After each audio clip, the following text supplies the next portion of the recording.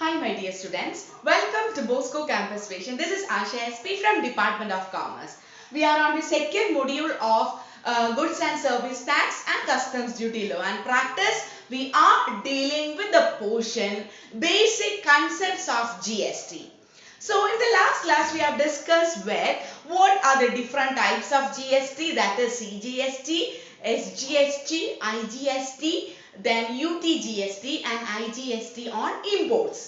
Then the rate of GST നോക്കി 0, 5, 12, 18 and 20, 28%. So ഇത്രയുമാണ് നമ്മൾ കഴിഞ്ഞ ക്ലാസ്സിൽ നോക്കിയത്. So today we are going to discuss with the portion what are the features of GST.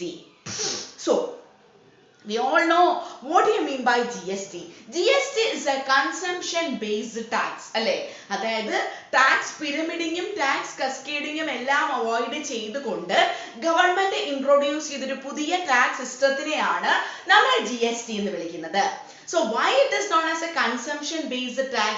നമ്മൾ എന്താണോ കൺസ്യൂം ചെയ്യുന്നത് അല്ലെങ്കിൽ എത്ര രൂപയ്ക്കാണ് ഒരു പെർട്ടിക്കുലർ പ്രോഡക്റ്റ് വാങ്ങുന്നത് ആ എമൗണ്ടിന് മാത്രം ടാക്സ് അടച്ചാൽ മതി. അതായത് ടാക്സ് ഓൺ ടാക്സ് എന്ന് പറഞ്ഞ കൺസെപ്റ്റ് എടുത്ത് മാറ്റിക്കൊണ്ടാണ് ഈ ഒരു പർട്ടിക്കുലർ ടാക്സ് വന്നത്. അതുകൊണ്ടാണ് നമ്മൾ ഇതിനെ എന്തെന്ന് വിളിക്കുന്നത് GST is a consumption based tax. Okay. And second one is the method of levy and collection of tax. In GST, the method of levy, അതായത് ആര് ചാർജ് ചെയ്യുന്നു, and the collection of tax is different from that of older tax system. അപ്പോൾ ഇവിടെ നമ്മൾ electronic filing of system ആണ് ഉപയോഗിക്കുന്നത്. And the tax is levied by the central government and collected by both the central government and state government. GSTക്ക് മുൻപ് central ഗവൺമെന്റിന് മാത്രം അല്ലെങ്കിൽ ഏത് സ്റ്റേറ്റ് ആണോ കൺസ്യൂം ചെയ്യുന്നത് ആ സ്റ്റേറ്റിന് മാത്രമാണ് അവകാശമെങ്കിൽ ഇപ്പോ GST വന്നതിന് ശേഷം both the central government and the state government have the authority അല്ലെങ്കിൽ appropriate right on collection of GST. Third one is concurrent jurisdiction by the center and the state. Here center and the state means central government as well as state government. Concurrent jurisdiction, അതായത് central ഗവൺമെന്റിന് മാത്രമല്ല അധികാരമുള്ളത്, state ഗവൺമെന്റിനും അല്ലെങ്കിൽ concerned state ഗവൺമെന്റിനും കൂടെ അവരുടെ അധികാര പരിധിയിൽ വരുന്ന ഒരു ടേം ആണ് GST അല്ലെങ്കിൽ പ്രോസസ് ആണ് GST. അതായത് കൺകറന്റ് നമുക്കറിയാം എത്ര റേറ്റ് ഓഫ് ടാക്സ് ആണ് നമ്മൾ കളക്ട് ചെയ്യുന്നതെങ്കിൽ പോലും അത് is equally divided between the center and the state. അപ്പോൾ ഇതിന്റെ ജൂറിസ്ഡിക്ഷനിൽ അല്ലെങ്കിൽ അധികാരത്തിൽ ബോത്ത് സെൻട്രൽ ഗവൺമെന്റിനും പങ്കുണ്ട് സ്റ്റേറ്റ് ഗവൺമെന്റിനും പങ്കുണ്ട്. Then compensation for 5 years. നമ്മൾ ഇതുവരെ പറയാത്ത ഒരു ടേം ആണ് കോമ്പൻസേഷൻ അല്ലെങ്കിൽ ഒരു കാര്യമാണ് compensation for 5 years. GST was introduced on 1st July 2017.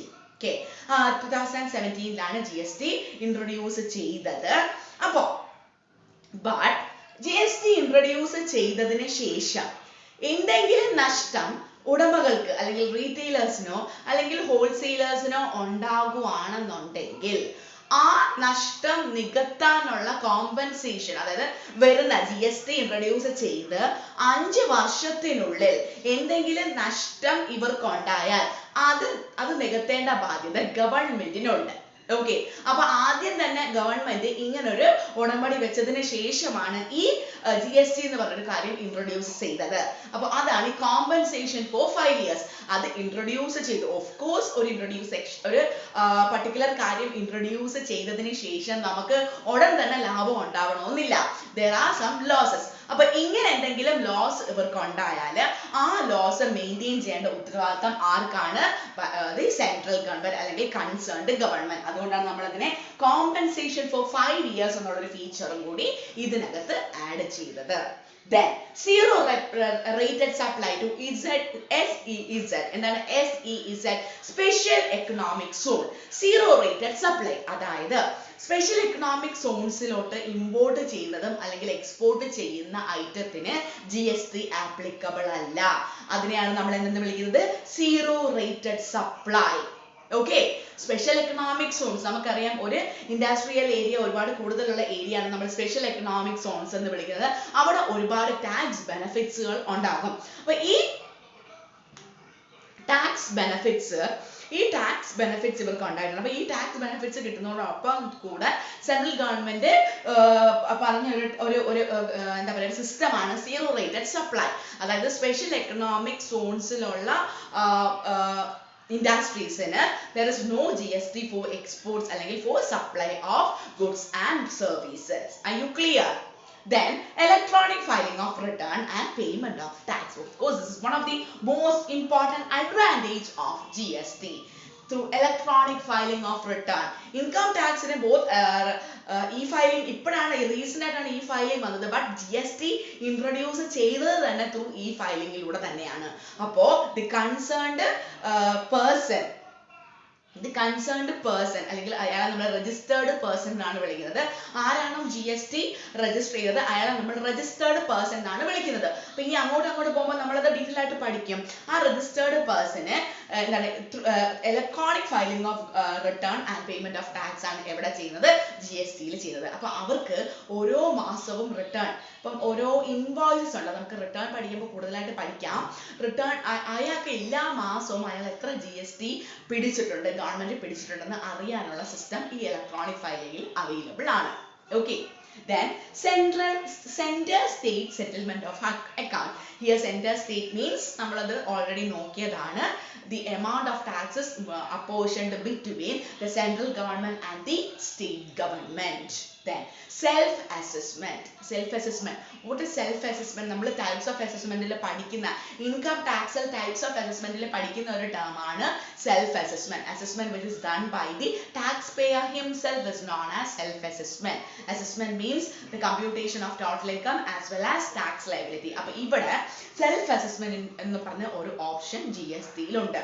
Okay. അതായത് അസസ്സിംഗ്, ഇവിടെ നമ്മൾ രജിസ്റ്റേർഡ് പേഴ്സൺ എന്നാണ് വിളിക്കുന്നത്.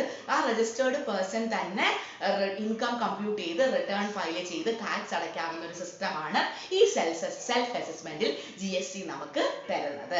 And the last one is wide application of technology. Of course, GST, the main feature of GST is the wide application of technology. അതായത് ഇവിടെ നമുക്ക് black money എല്ലാം കൂടുതൽ കൺട്രോൾ ചെയ്യാൻ പറ്റും. അതായത് കൂടുതൽ ബ്ലാക്ക് മണീസ് ഒന്നും ഉണ്ടാവത്തില്ല.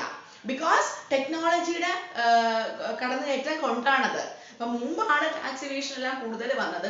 അതിനുശേഷം ഒരുപാട് ആപ്ലിക്കേഷൻ ടെക്നോളജി വന്നതിന് ശേഷം എന്താണ് tax evasion, black money, it eliminates these all terms. Okay, so that's all about with the features of GST. So it is a consumption based tax. It is collected by the central government and the state government and apportioned between central government and state government. Then self assessment, then wide application of technology, then electronic filing of return, then compensation for 5 years, then zero rated supply in special economic zones. അപ്പോൾ എന്തെങ്കിലും doubt ഉണ്ടെങ്കിൽ എന്നെ contact ചെയ്യുക. And that's all about with today's session. This is Asha SP signing off from Bosco Campus Vision.